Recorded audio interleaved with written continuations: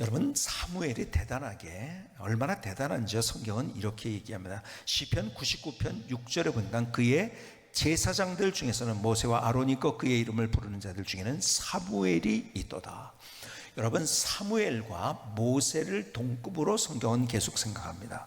자, 예레미야 15장에도 이렇게 얘기합니다. 15장 1절, 여호와께서 내게 이르시되 모세와 사무엘이 내 앞에 섰다 할지라도 내 마음은 이 백성을 향할 수 없나니 하면서 모세와 사무엘을 동급으로 놓고 있어요. 자, 그렇다면 모세는 하나님 앞에 위대하게 인생을 세웠던 사람, 하나님께서 특별하게 사용했던 사람, 그의 인생을 통해서 하나님의 영광을 경험했던 사람이었어요. 왜 그랬을까요? 여러분, 그 이면을 들여다보면은 사무엘이라는 사람이 있을 수 있었던 이유는 바로 어머니의 영향력이었습니다. 그렇죠? 모세도 마찬가지예요. 그렇죠? 어머니. 그래서 여러분들이 요게벳의 노래라는 찬양을 여러분이 들려드린 적이 있는데 감동적이죠. 꼭 들어보시기 바랍니다. 사실은 어머니의 역할이 굉장히 컸던 거죠. 그런데 이 사무엘이 그렇게 하나님 앞에 귀하게 쓰임받고 하나님의 영광을 경험하며 많은 사람 앞에서 존중을 받고 존경을 받고 그리고 멋진 인생을 살 수 있었던 이유는 바로 엄마 한나의 영향력이었던 것입니다. 자, 그렇다면 오늘 본문은 어떻게 한나가 했길래, 오늘 본문의 고백은 한나의 고백입니다. 한나의 고백. 한나가 어떻게 했길래 사무엘이란 인물이 만들어졌을까? 이 어린 주일에 우리가 함께 하나님 앞에 어떻게 나가야 될지를 한번 생각해보는 귀한 시간이 되었으면 좋겠어요. 다시 사무엘상 1장 27절을 볼까요? 이렇게 기록을 하고 있어요. 이 아이를 위하여 내가 기도하였더니 내가 구하여 기도한 바를 여호와께서 내게 허락하신 자, 그러므로 나도 그를 여호와께 뭐라고요? 드리되 그의 평생을 여호와께 드리나이다 하고 그가 거기 가서 여호와께 경배하니라. 자, 보세요. 이런 표현을 합니다. 여호와께 드리나이다. 자, 오늘 설교의 제목이 뭐죠? 여호와께 드리나이다. 여러분, 한나가 아들을 그렇게 멋지게 양육할 수 있었던 이유는 그것이 자기의 자녀를 자기의 자녀로 생각하지 아니하고 그 소유권을 하나님 앞에 드렸다는 거예요. 많은 경우에 우리가 자녀를 사랑하며 잘 양육하려고 하는데 우리의 문제가 뭐냐면 그림이 잘못된 거. 어떤 그림이냐면 내 자녀라고 생각합니다. 여기서도 문제가 출발하는 거예요. 아니에요. 하나님의 자녀예요. 하나님께 소유권을 드려야 됩니다. 내 자녀라고 생각하는 내 무의식 속에 내 자식이에요. 그러니까 사랑을 하는데 잘못된 사랑을 하는 거예요. 여러분, 자녀를 사랑하지 않는 부모가 있을까요? 그런데 학자들이요, 사랑을 나누면서 두 개의 사랑으로 이야기를 하는데 이렇게 얘기하면 D 사랑과 B 사랑이 있다. D 사랑, B 사랑. D 사랑은 뭘까요? 영어로 하면 deficit이라는 말의 첫 글자예요. deficit. 그리고 B는 뭐냐면 benevolent라는 말이에요. benevolent. deficit이라는 것은 D 사랑이라는 것은요, 소유적인 사랑을 의미합니다. 그리고 benevolent, B 사랑이라는 것은 은혜로운 사랑을 이야기합니다. 자, 그렇다면 소유적인 사랑이 뭘까요? 이 사랑은 결함적인 사랑이라고 표현하기도 하고 더 나가서 세게 하면 나쁜 사랑이라고 이야기합니다. 여러분, 상대를 내 소유물로 생각하면 사랑해요. 그리고 근데 내 소유물로 착각을 하게 되면 그 사랑은 상대를 질식시킵니다. 그렇죠? 부부간에도 마찬가지예요. 그렇죠? 사랑해요. 근데 내 거라고 생각하는 그 순간부터 내 소유기 때문에 내가 생각하는 대로 돼야 돼. 그게 안 되니까 힘들어합니다. 그래서 자기 마음대로 하기 위해서 그 사람의 집착을 하게 되고 질식을 시키게 되고, 그래서 의처증, 의부증이라는 것이 만들어진 것이 그 사람이 사랑 안 하는 게 아니에요. 그림이 잘못됐어요. 내 소유라고 생각한 거예요. 상대가 내 소유, 결혼했기 때문에 너는 내 거야. 여기서부터 문제가 되는 거예요. 이게 D 사랑입니다. 그래서 이런 거예요. 우리 자녀들과 관계에서 여러분, 유치원에 다니는 아이의 신발끈을 매주는 것, 그것은 돌보는 사랑이에요. 은혜로운 사랑이에요. 그것은 B 사랑입니다. 그런데요, 6학년이 됐어요. 그런데도 신발끈을 매줍니다.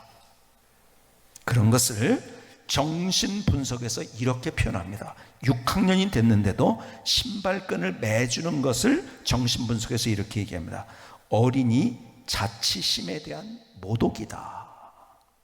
어린이 자치심에 대한 모독이라고 표현을 합니다. 여러분, 사랑하니까요 해주고 싶은 거예요. 그렇죠? 근데 상대의 인격을 그것은 무시하는 거예요. 내 거라고 생각하기 때문에. 그러니까 너는 내 소유야. 그러니까는 그 안에 어떤 메시지가 나도 모르게 담겨져 있는지 아십니까? 너는 내 거야, 내 소유야. 그러니까 너는 계속 그 자리에 있어야 되는 거야. 어린 아이로 있으라는 거예요. 그러니까 아이들이 그렇게 되면서 어떻게 되죠? 자기가 스스로 결정을 못해요. 스스로 판단을 못해요. 계속 부모에게 의존성을 가지고 인생을 살아갑니다. 그러니까 성인 아이가 돼버리는 거죠. 그렇죠? 성이 됐어요. 그런데 아이라는 거예요. 왜요? 잘못된 사랑을 받았기 때문에. 여러분, 사랑을 줬음에도 불구하고 잘못된 사랑이라는 거예요. 그것이.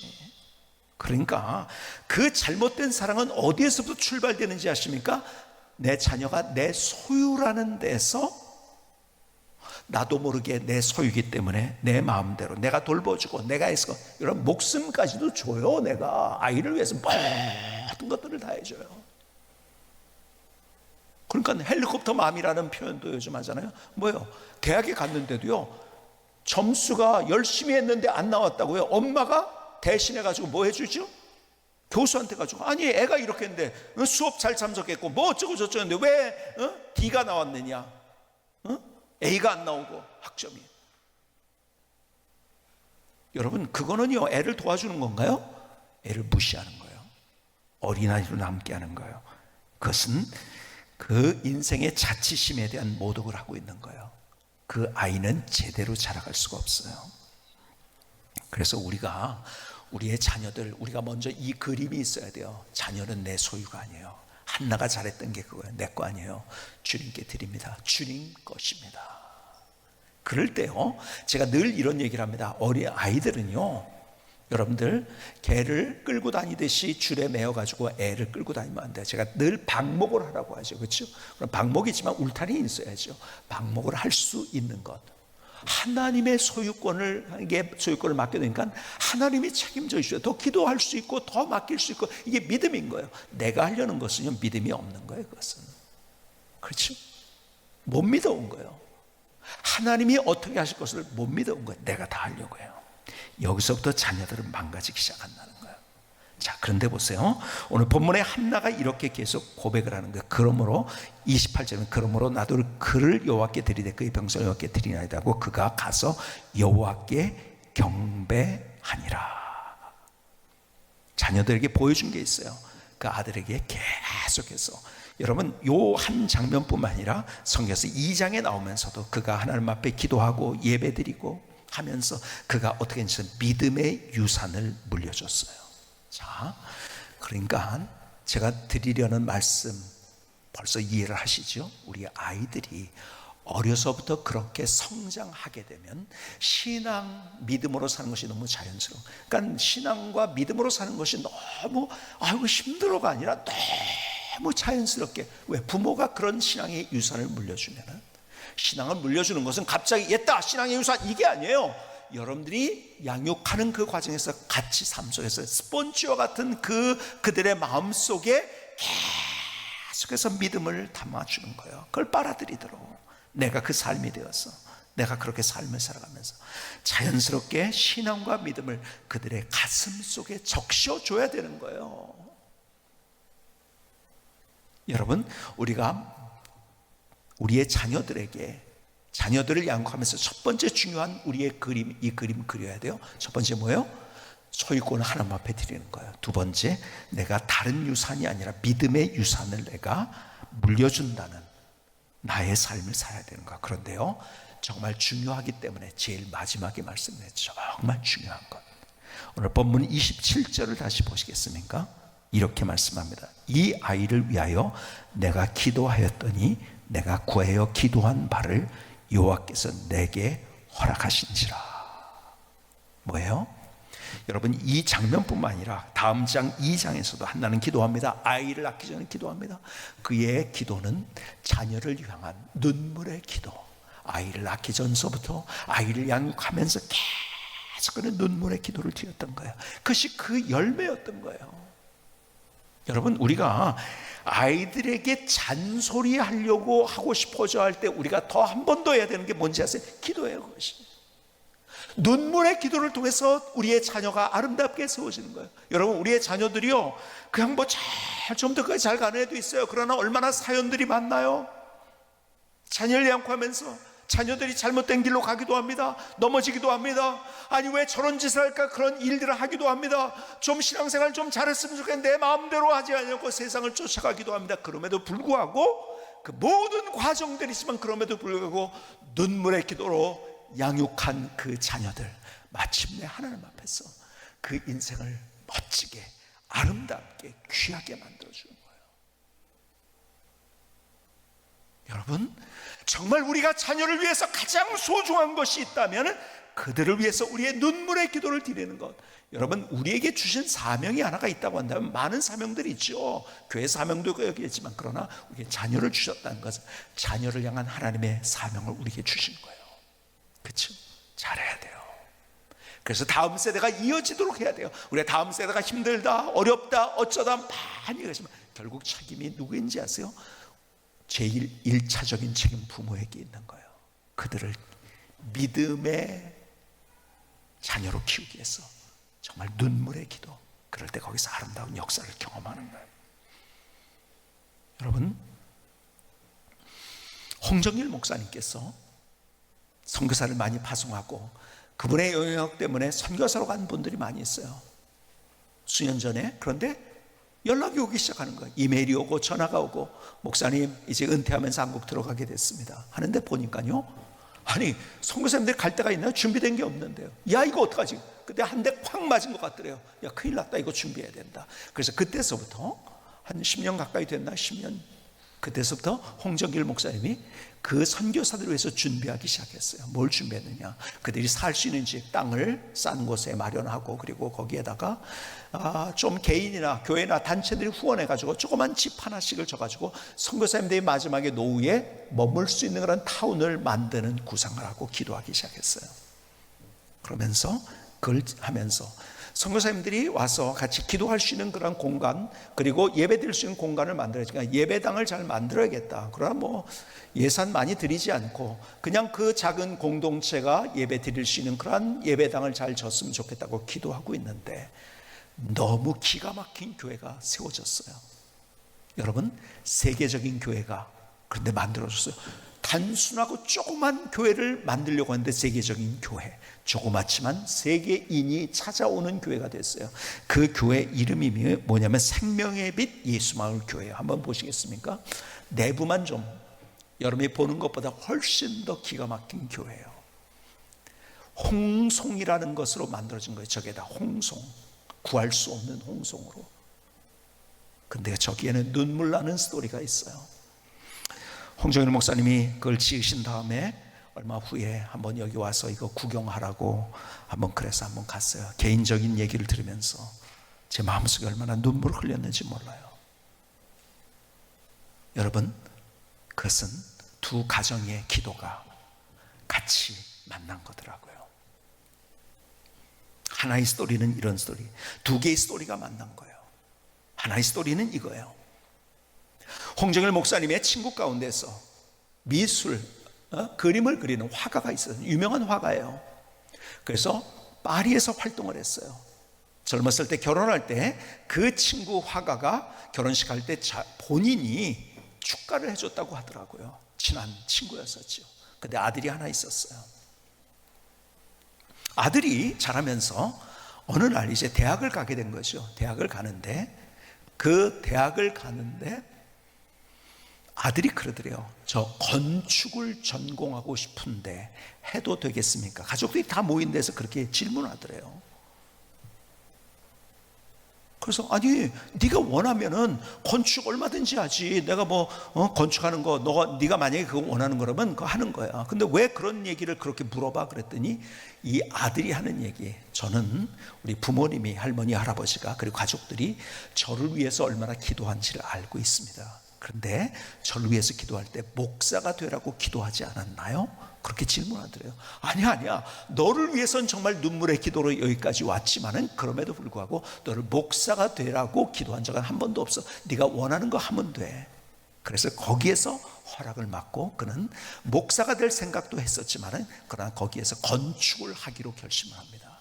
그런데 건축을 전공하기로 한 이유가 참 기가 막힌 거예요. 아버지가 이제 그림을 그리시고 예술가시니까, 화가시니까 아트 페어가 있을 때 뭐 그림이나 미술 뭐 여러 가지 예술에 관한 그런 박람회가 있을 때 파리에 사는데요, 그 열리는 지역 도시들로 이렇게 여행을 가다가 이제 어떤 데 2박 3일이 걸리고 1박 2일도 걸리고 그러죠. 가다가 12살 때인데 이 아이가 한 교회에 들어가게 됐어요. 그 교회가 롱샴 교회라는 데예요.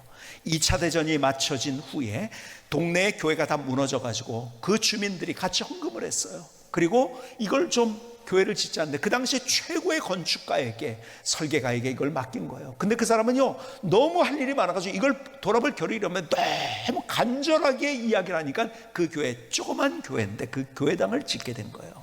근데 그게 명물이 된 거예요. 근데 이 아이가 그 교회에 들어간 순간 전율이 왔대요. 너무 이야 이런 멋진 교회당이 있을까. 그리고 12살에 꿈을 꿨대요. 나도 이런 교회 한번 져보겠다. 그러면서 뭐 목사가 될 생각도 했었고 하는데 결국은 내가 건축을 전공했다. 자기 스스로 이렇게 결정한 거죠. 대학에 들어갔어요. 그리고 참 얼마나 하나님께서 이 아이에게 지혜를 주시고 이 아이의 인생을 인도해 주셨는지요. 대학이 졸업하면서 보통은 우리나라 같은 경우에 박사학위가 있어야지 건축학과 교수가 되잖아요. 그런데요 유능하고 특별한 천재적인 그런 가능성을 가진 사람들에게는요 대학을 졸업하면서도 소위 말해서 faculty member, 정교수로 임용을 하는 데가 바로 유럽입니다. 그런데 특출한 재능을 가졌다는 것을 교수들이 본 거예요. 그래서 이 아이를 한번 테스트를 해보자. 정말 우리 학교의 교수로, 그러니까 그 이제 전공을 다 맞춰가는 순간이고 아직 무슨 뭐 박사과정을 한 것도 아니고, 그런데 이 아이를 불러가지고 너 한번 작품 만들어라, 설계도를 만들어라고 한 거예요. 설계도를 만들고 모든 교수들이 뭐 박사학위 받을 때 전공 교수, 자기에 가까운 자기를 지도했던 교수들이 모이는데 이거는요 거기에 전체 건축학과 교수들이 다 모인 거예요. 그래서 소위 박사 과정의 오럴 디펜스 같은 것을 하는 거죠. 교수들이 질문을 하고, 그런 뭐 쟁쟁한 기라성 같은 교수도 있는 거죠. 자기는 이제 전공을 막 마친 그러한 학생이었고. 근데 뭘 설계를 했는지 아세요? 교회당을 질 설계를 도를 낸 거예요. 굉장히 떨렸겠죠. 얼마나 떨렸겠습니까? 막 그냥 이게 좀 이렇게 안절부절하는 모습도 보이고 하니까는 한 교수가 아이스 브레이킹 하듯이 그냥 질문 하나를 던졌대요. 자네는 어떻게 이걸 보니까 교회당을 설계해 왔는데 사양 산업인 교회당 건축을 하려고 하는가? 그러니까 다 웃는 거죠. 진짜 사양 산업이죠. 사양 산업이냐? 아예 교회 짓는 게 없죠 이제는. 왜요? 교회가 있어도 다 파는데요. 뭐 누가 교회를, 유럽이 지금 그런 상황이 됐잖아요. 왜 그렇게 사양 산업인 교회를 건축하는 것을 당신이 여기에 가져왔냐 이거죠. 그랬더니 옆에 있던 교수가 찌찌거리면서 저놈 저거 돈 벌기는 다 틀렸네. 그러니까 또 다 와 웃고. 그런데 신형철이라는 이 친구, 거기에서 이렇게 얘기를 합니다. 제가 12살 때 롱삼교회 가가지고 전율을 느껴서 내가 교회를 접어야겠다, 내가 교회 건축해야겠다, 이것이 저희 꿈이 되었고 그래서 건축을 전공하게 되었고 쭉 얘기하죠. 그 자리에서 별다른 토론 없이 그 자리에서 결정이 됐어요. 그 유명한 파리의 건축학 학과의 패컬티 멤버로 결정이 됐어요. 그리고 최초로 그가 실제적으로 지은 교회, 아까 여러분에게 보여드린 생명의 빛 예수마을 교회예요. 그런데요, 설교도만 있고 똑똑한 건축가가 있으면 뭐합니까? 아무것도 없잖아요. 그렇죠? 재료도 없고 돈도 없고 그런 상황에서 홍정일 목사님이 블라디보스토크를 가게 됐어요. 거기에서 이제 선교하는 그런 것 때문에 거기에 많은 땅을 사가지고서 거기에 농사를 짓게 하는 그런 일들도 하고 그런 거였어요. 갔다가 어떤 분이 소개를 해가지고 거기에서 제일 성공한 한국 사람을 만나게 한 거예요.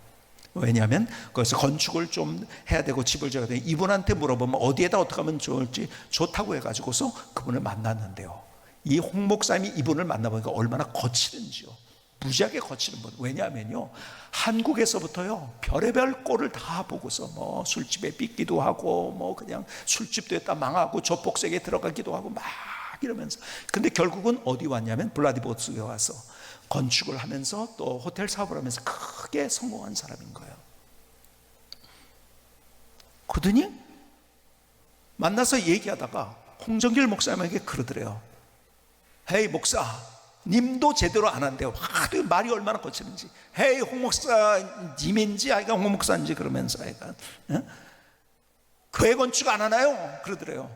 교회 건축하려고 그러는데요. 그러더니 뭘 보여주냐면 거기에 수백 개의 홍송이 쌓이는 거. 그 한 주가 그 당시 시가로 유럽에서 얼마에 팔리냐면 10,000불이 넘게, 10,000유로가 넘게, 그러니까 1,000만 원이 넘게, 1,몇백만 원에 팔리는 그런 것들을 무지하게 야적장에 쌓아놨더래요.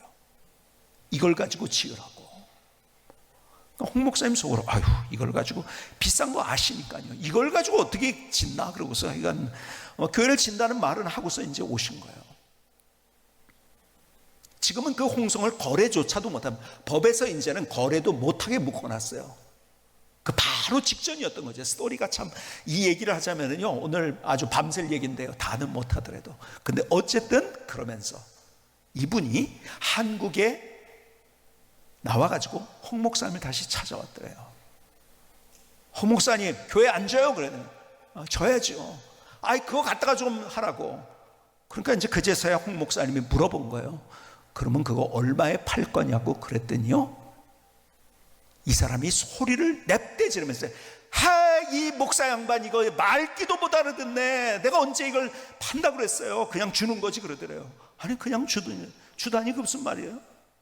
그거는요 수십억을 줘도 못 사는 건데요, 지금은요 수십억이 아니라 수천억이 있어도 사지도 못하는 것. 근데 이분이 자기의 스토리를 얘기하는 거예요. 왜 그렇게 하게 됐는가? 어렸을 때 시골에 살면서 형제들이 많았는데 너무 못 살고 먹지도 못해가지고 무조건 가출을 했대요, 초등학교 때. 그리고 나왔대요. 험한 꼴, 조폭세계도 들어가고 술집도 하고 삐끼도 하고 뭐 하여간 했다가, 술집도 뭐 우리나라에서 제일 큰 것 중에 하나도 했다고 그러더래요. 그러면서 막 결국 그러다가 어디로 가냐, 블라디보스토크에 가게 되고 거기 사업을 하면서 크게 성공을 한 거예요, 이분이. 그리고 몇십 년 만에, 그야말로 몇십 년 만에 자기 부모님을 찾아서 간 거예요. 어머니를 만나러 자기가 살던 동네를 간 거예요. 그 집이 그대로 있었더래요. 그리고 어머니를 만났어요. 어머니와 얘기를 하면서 그 밤에 이제 잠을 자는데요, 그래 잠이 안 오더래요.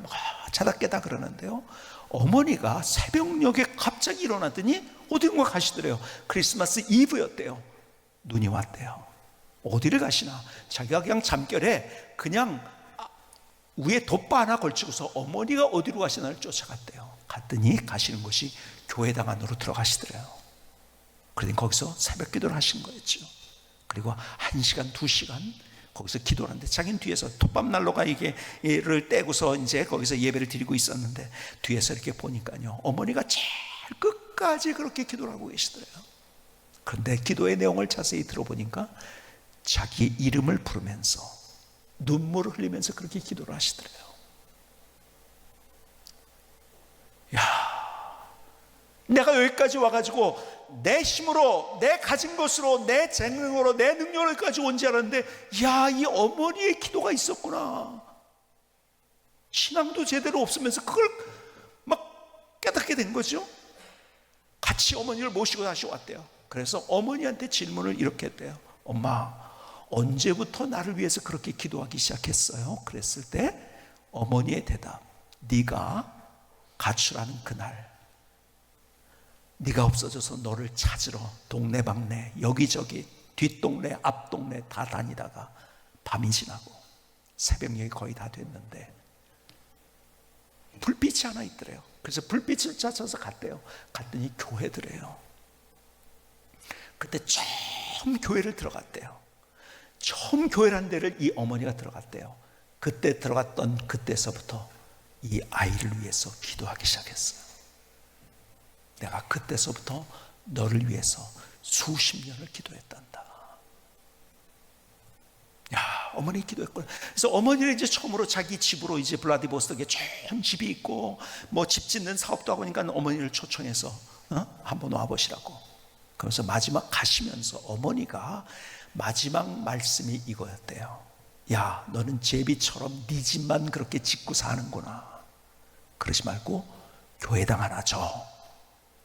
그리고 한국을 가셨대요. 그게 어머니의 마지막 말. 그리고 어머니가 돌아가셨대요. 그래서 자기 마음속에 가지고 있었던 소원, 내가 딴 거 못해도 예배당 하나는 지으리라. 그리고 홍 목사님에 가가지고 그렇게 한 거예요. 그리고 그렇게 눈물의 기도가 있었던 두 사람, 각각 다른 삶을 살았지만 그 둘이 만나게 됐고, 그리고 아름다운 교회가 세워지고 수많은 사람들에게 얼마나 귀한 영향력을 주었는지. 여러분, 눈물의 기도가 있는 자녀, 여러분 가다가 잘못된 일도 만나고 실패하기도 하고 부모님의 마음에 들지 않는 것 같고 그런 수많은 상황들이 있다 할지라도 결국 하나님께서 그 아이를 붙잡아 주시고 마침내 하나님의 역사를 그를 통해서 이루어 주십니다. 여러분, 내 인생의 열매는 무엇을 통해서 맺게 하는지 아세요? 내가 아니라 나의 자녀를 통해서. 그런데 어떤 자녀? 내가 눈물의 기도를 드린 그 자녀를 통해서. 같이 더 다음 세대가 힘들다고 해요. 우리 세대가 이것이 이어질 것인가? 어떤 일이 일어날 것인가? 불안해하고 있어요. 교회를 안 나온다, 어쩐다. 그러나 눈물의 기도를 드리는 부모님이 있는 한 우리의 다음 세대는, 우리의 자녀들은 희망이 있습니다. 오늘 그 기도가 우리의 기도가 될 수 있기를 주님의 이름으로 축복합니다.